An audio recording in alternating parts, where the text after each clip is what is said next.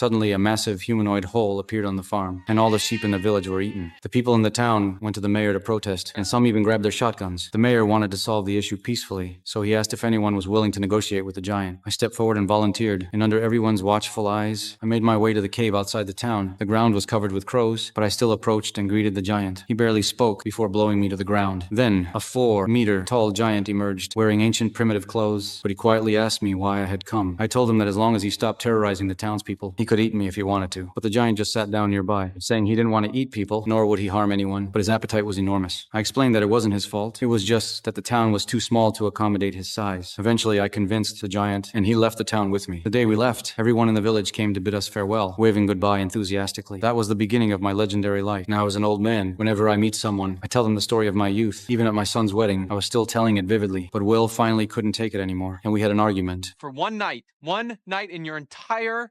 life, the universe did not revolve around Edward Bloom. How can you not understand that?